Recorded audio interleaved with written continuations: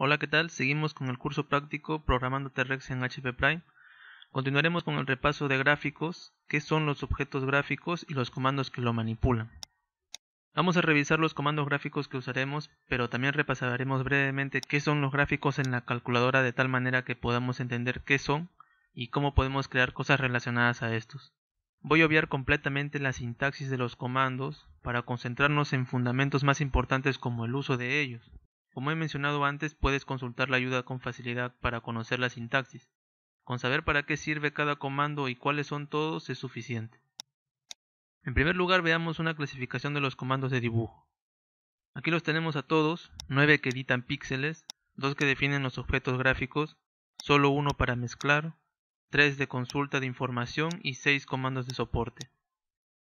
Los del grupo de edición de píxel son simples. Tenemos a los que manipulan solo un punto, que dibujan una línea, un arco, un rectángulo, un triángulo, un polígono relleno, un texto, y el que invierte los colores de una área específica. Estos son todos los existentes, cada comando prácticamente superpone un dibujo sobre nuestros gráficos, y son píxeles modificados, no existen capas o algo similar. No puedo dibujar una línea y luego indicar que esa línea se desplace a la derecha, no se usa así. Hay que entender en este punto que los dibujos se crean sobre un solo lienzo, y si pusiste una línea no hay comando como borrar, deshacer acción o algo así. Es simplemente poner dibujo sobre dibujo. Antes de ver algunos ejemplos necesitamos entender qué tipos de coordenadas existen en la calculadora. Por ejemplo, para indicar que se dibuje una línea justo desde este punto de la pantalla hasta aquí, en la calculadora se puede usar coordenadas cartesianas, muy conocidas por muchos, amigables, pero no nos sirven para programar, así que pasaremos de explicarlo. Por otro lado tenemos las coordenadas de píxel. Estas referencian exactamente un píxel de la pantalla. Tienen un fin más serio en ese sentido. Para explicarlo de forma sencilla voy a copiar la pantalla de la calculadora y pegarlo en Paint. Recuerden que vamos a usar Paint en este curso, pues van a darse cuenta del porqué. Tengo mi pantalla, mide 320 por 240 píxeles, y si posiciono el cursor sobre la esquina izquierda de la imagen, logramos ubicarnos en la coordenada 0,0. Avanzo a la derecha y avanza la coordenada X, y hacia abajo la coordenada Y. Ese es el sistema de coordenadas de píxel. El 0,0 se sitúa en la esquina superior izquierda y el avance positivo es hacia la derecha y hacia abajo. Diferente a las coordenadas cartesianas que el Y positivo es hacia arriba. Con la práctica uno se acostumbra, así que no se preocupen por ahora. Cabe resaltar que el sistema de píxel es globalmente usado a nivel de programación, debido a diversas ventajas tanto de hardware como de software que posiblemente se darán cuenta con la experiencia.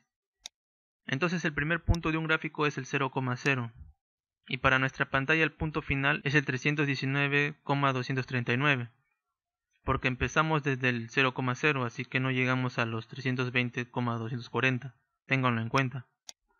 En la calculadora para dibujar en coordenadas de píxel debemos adicionar el sufijo "-p" en cada comando, por lo que usualmente usaremos esta forma en vez de la simple.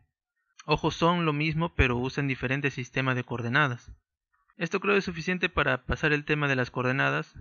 Ahora continuando con los ejemplos de cada comando, los veremos rápidamente iniciando con el más usado, rect, que por defecto pinta la pantalla de blanco si el tema de la calculadora es luz. Si lo ejecuto no vamos a ver nada. Eso es porque el programa termina tan rápido que ya nos vuelve a mostrar la vista de inicio. Por lo tanto necesitamos detener el refresco de la pantalla. Eso lo lograremos con un comando de soporte para gráficos que solo usaremos por esta ocasión. Esto nos permite anular el refresco de pantalla siguiente. A esta forma de rec algunos le dicen limpiar pantalla, incluso la ayuda de la calculadora, ya que al insertar un rectángulo blanco sobre la pantalla aparenta una limpieza. Y bueno, podemos definirle coordenadas de píxel. Insertamos algunos rectángulos más y pues no es nada complicado. Se puede insertar también con un cierto nivel de opacidad, pero ya eso lo pueden averiguar ustedes. Veamos ahora la creación de líneas y arcos. Entendamos que cada instrucción se ocupa de una sola acción, línea por línea, arco por arco, rectángulo por rectángulo, y pues no hay un parámetro que defina movimientos o cosas por el estilo. Recordemos nuevamente que lo que hacemos son simples dibujos. El comando line puede llegar a ser más complejo, pero su concepto es simple, hacer líneas. Bueno, Triangle y Fill Poly pues necesitan coordenadas y harán lo suyo, con colores personalizados o por defecto. Seguimos ahora con uno de los más solicitados, la escritura de texto. Su uso básico es insertar un texto en cierta coordenada. El texto se insertará hacia abajo y hacia la derecha.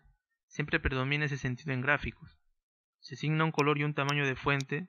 Solo hay una fuente, no existe Arial, ni helvética o similares, tampoco negrita ni cursiva, por lo menos no por ahora.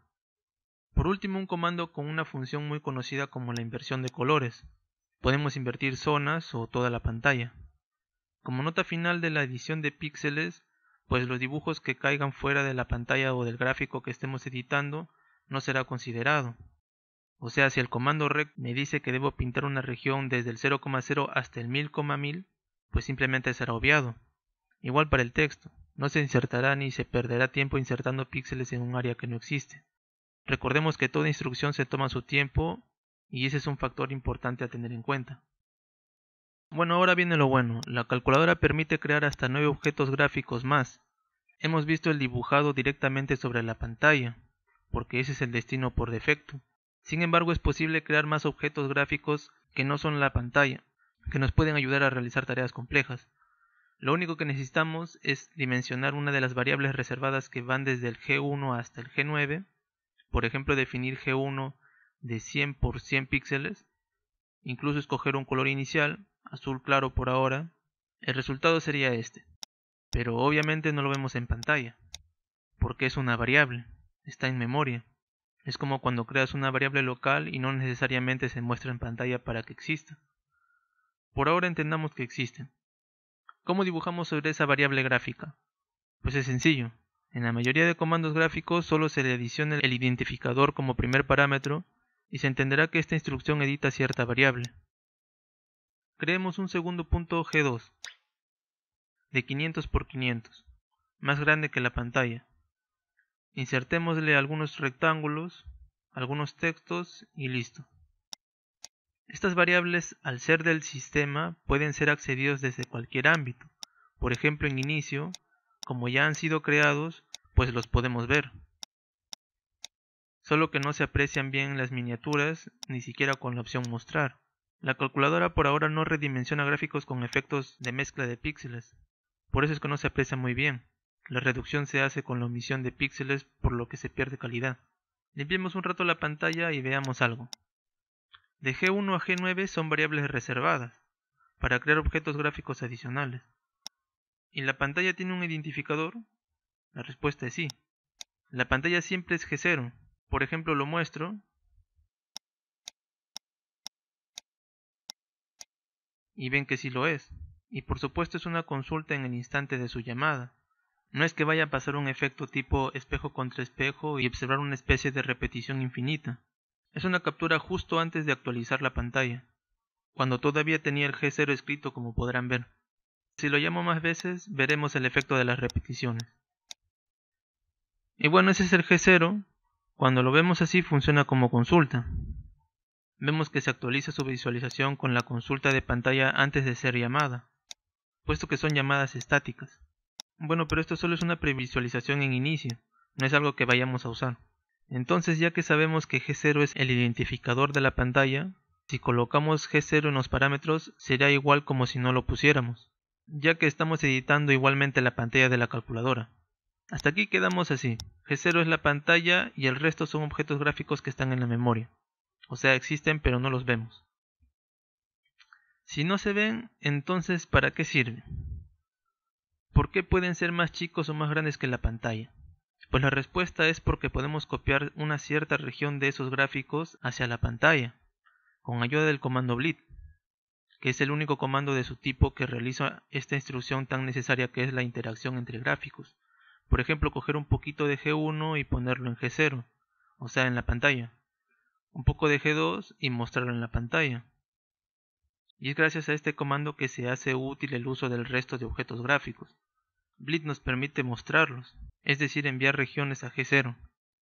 Algo fijo es que esas regiones siempre serán rectangulares. No hay algo como enviar una región circular ni triangular, nada de eso. Uno de los objetivos de permitir usar varios gráficos es partir un gráfico. Por ejemplo, en este curso los personajes están en G2, las nubes en G3, los cactus en G4 y la pista en G5. De esa manera vamos mostrando en pantalla la fusión de ellos. Si lo hiciera directamente, la pata de Rex habría estropeado la pista. Tendríamos la pista manchada de patas, al igual que las nubes. En juegos lo importante es preservar las capas del juego. Otro caso importante es cuando necesitamos conservar un gráfico. Por ejemplo, cuando ponemos pausa.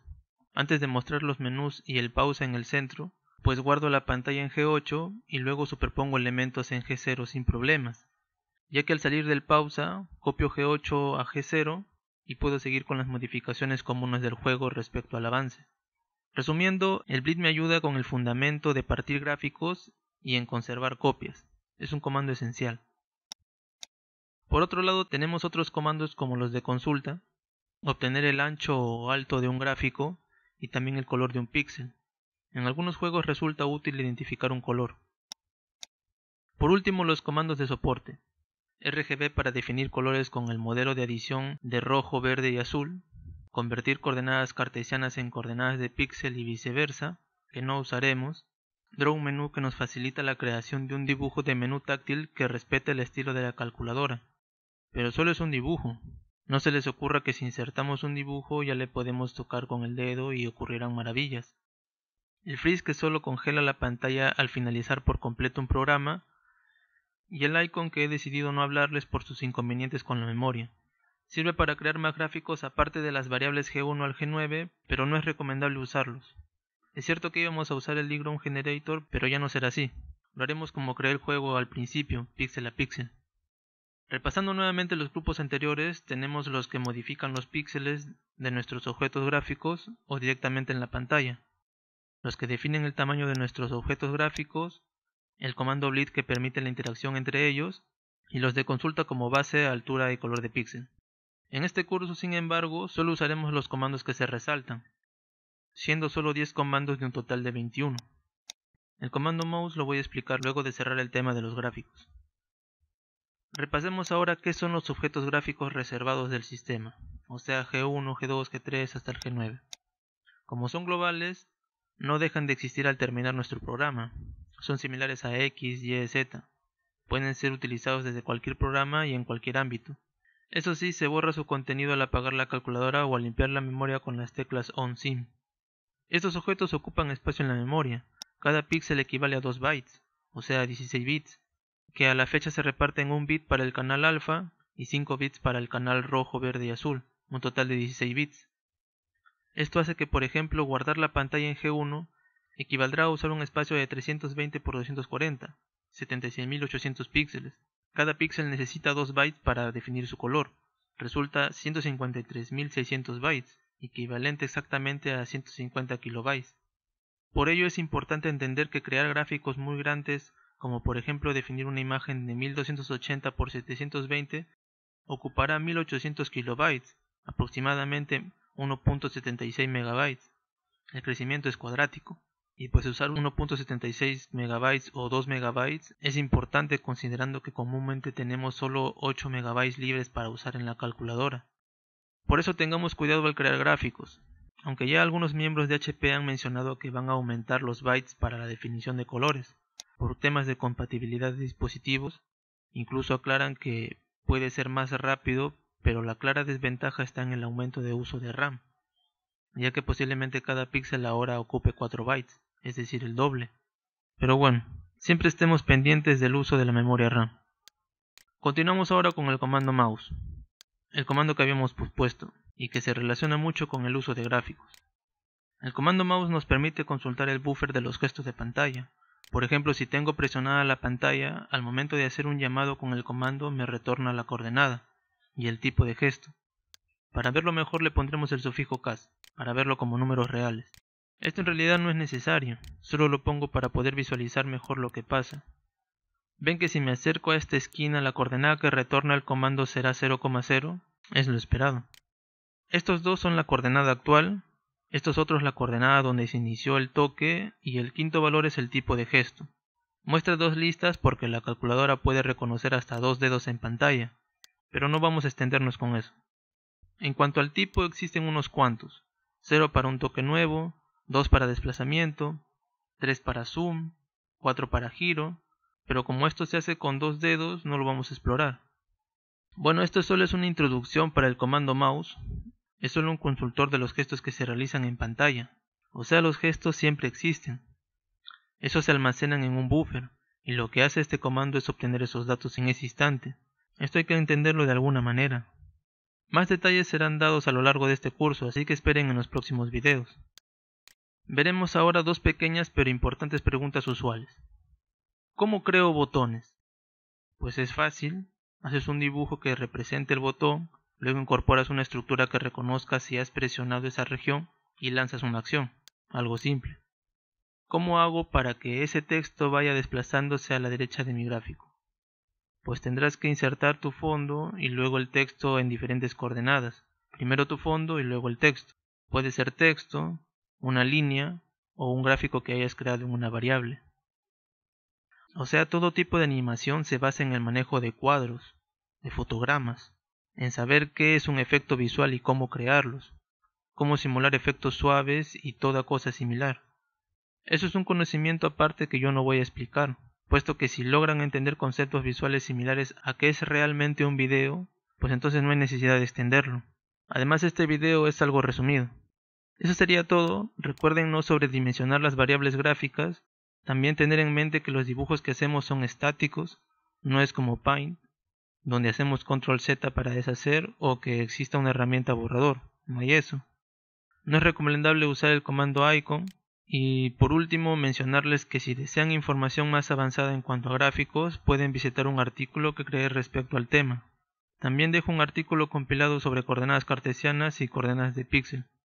Sin más que decir, recuerden suscribirse al canal para estar al día con los videos nuevos. Pueden encontrar el canal también en Facebook, donde puedo responder sus dudas, y también en Twitter. Hasta luego.